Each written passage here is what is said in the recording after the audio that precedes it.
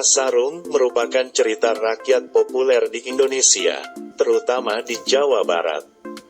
Di Kabupaten Ciamis, kisah Lutung Kasarung bukan hanya sebagai legenda saja, namun dipercaya sebagai salah satu perjalanan sejarah dari Kerajaan Galuh.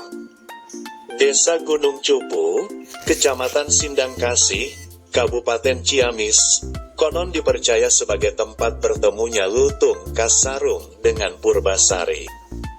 Di tempat itu terdapat sebuah tumpukan batu yang dikelilingi pepohonan. Tumpukan batu itu merupakan tempat menyembunyikan benda pusaka dan berbagai rahasia pada masa Kerajaan Galuh milik Ki Ajar Sukaresi, Raja Galuh. Pusaka itu kemudian disimpan dalam sebuah wadah yang bernama cepu. Kemudian cepu itu dikubur dan di atasnya ditumpuk banyak batu besar hingga menggunung agar tidak ada yang menggali. Cerita itu sebagai asal-muasal penamaan desa Gunung Cupu. Petilasan Gunung Cupu hingga saat ini masih dapat dilihat. Sejumlah benda pusaka yang dikubur itu tidak boleh ada yang mengetahuinya, karena bila dibuka konon pemerintahan akan hancur. Sehingga muncul moto rahasia ulah dibuka, rahasia jangan dibuka. Tumpukan batu besar yang disebut Gunung Cupu. Konon di bawahnya terdapat sejumlah benda pusaka dan barang penting lainnya peninggalan Ki Ajar Sukaresi yang dikubur. Dadang Hermansyah, Detik Jabar.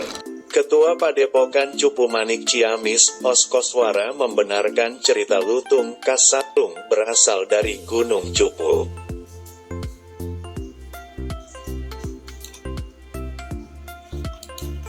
Dengan beberapa bukti, salah satunya adanya tumpukan batu yang disebut Gunung Cupu, tempat disimpannya benda pusaka peninggalan Raja Galuh.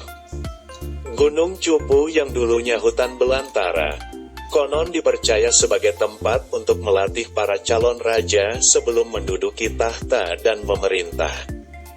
Dulu tempat ini merupakan hutan.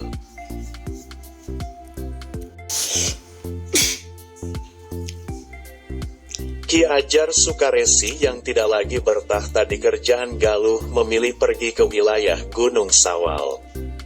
Pusakanya dikubur di sini dalam wadah kotak disebut cupu. Dikubur oleh Ciung Wanara, kemudian dititipkan ke Purbasari untuk dijaga, ungkapnya. Menurutnya, versi cerita Lutung Kasarung di desa Gunung Cupu tidak jauh berbeda dengan versi yang sudah dikenal saat ini. Seorang putri bernama Purbasari diasingkan atau dibuang di hutan tersebut setelah dicelakai oleh kakaknya bernama Purbararang karena perebutan tahta. Selama di hutan, Purbasari pun bertemu dengan seekor Lutung Kasarung, Guru Minda. Purbasari yang memiliki wajah dan kulit yang buruk rupa akibat dicelakai kakaknya kemudian disuruh mandi oleh Lutung Kasarung di sebuah mata air. Setelah itu kulit dan wajahnya pun menjadi cantik kembali mirip ibu dari Guru Minda yang dicintainya. Versi ceritanya sama, Lutung Kasarung bertemu dengan Purbasari lalu jadi raja, ungkapnya. Os menyebut, Guru Minda atau Lutung Kasarung diceritakan sebagai seekor kera hitam yang kesasar yang dikutuk karena ia bermimpi mencintai ibunya. Padahal cerita itu hanya penggambaran saja. Guru Minda adalah sosok calon raja yang sedang dilatih dan diuji di hutan tersebut dan tidak memperlihatkan kesaktiannya. Menurutnya, Guru Minda tidak diceritakan dari mana asal keturunannya. Namun ia disiapkan untuk dididik menjadi raja. Ada juga yang berpendapat bahwa Guru Minda masih sepupu dari Raja Galuh sebelumnya yang berasal dari Kerajaan Kendan, sebelum Galuh. Dengan petilasan yang ada, kami meyakini lokasi yang cocok dengan cerita dari Lutung Kasarung di Gunung Cupu ini. Cerita ini juga sudah turun-temurun sejak dulu, ucapnya. Di Gunung Cupu juga berkembang cerita tentang persaingan atau kompetisi antara Purbasari dengan Purbararang dalam perebutan tahta kerajaan Galuh. Salah satunya beradu ketampanan dari masing-masing suami.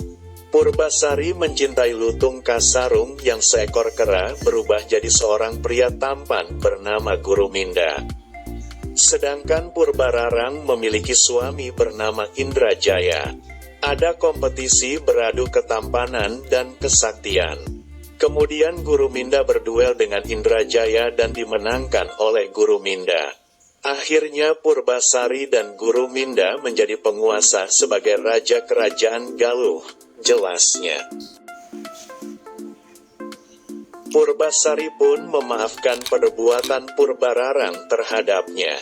Mengingat Purbararang telah mengakui perbuatan buruknya kepada adiknya.